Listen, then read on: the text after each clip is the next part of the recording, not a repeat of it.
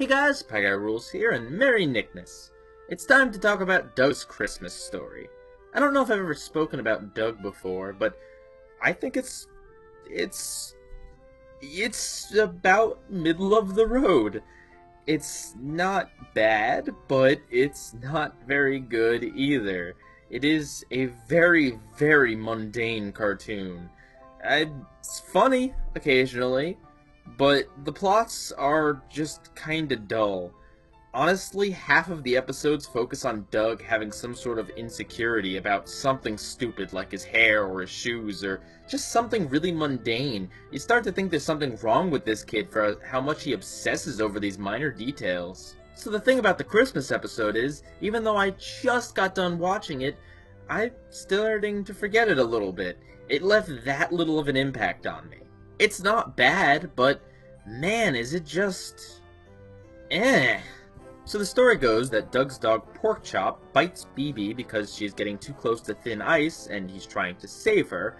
However, she gets hurt and her rich father and the ex-mayor of the town decide to persecute Doug and his dog because they think that his dog was maliciously attacking BB and they don't realize that he was trying to save her. So Doug must spend his holiday trying to defend Porkchop in court and prove to everyone that he is a good dog, or else Porkchop will be put down, which I gotta say is probably the highest stakes any Doug episode has ever had. So something that confuses me about Doug is exactly how anthropomorphic Porkchop is. He's a dog, yes, but he can pantomime things, he can kind of sound out words almost, he can walk on two legs and act almost as if he's a human, yet in this episode he's treated as a dog, even though it's kind of a plot point that he tells Doug about the lake through pantomime.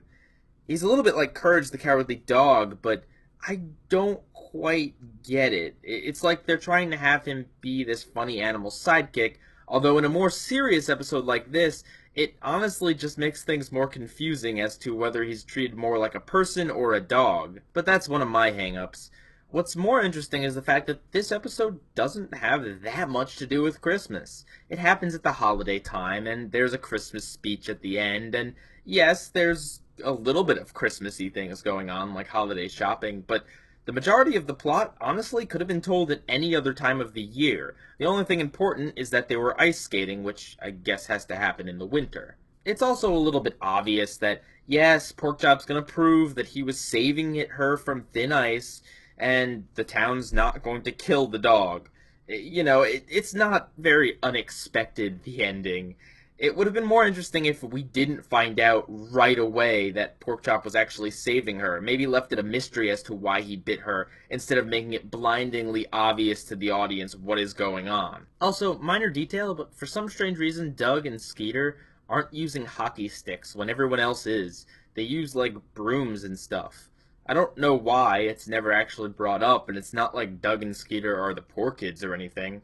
At least not that I remember. It's just kind of a random thing that's in there. While there is no whole plot reference to any classic Christmas stories, there is a reference to the Grinch at the end, and it takes place in a courtroom not unlike Miracle on 34th Street, but that's about it. Which, I gotta say, is pretty nice to have these original Christmas stories. So the plot's a bit predictable, and it doesn't really have that much to do with Christmas, and it's a Doug episode, so it's kind of forgettable, but it really isn't all bad. At first I was thinking that the story was a bit weird that everyone would come and persecute this dog, but thinking about how the media is and how everyone swarms over news and treats it like it's the biggest thing in the world, no matter how small the news story, if the media pumps it up enough, that definitely is something that's still relevant today.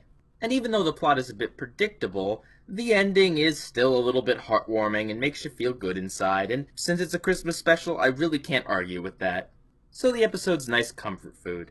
If you don't really know about Doug, I don't think this is quite the episode to get you into the show, or really showing this to someone who doesn't like Doug or animation, it's not going to change their minds.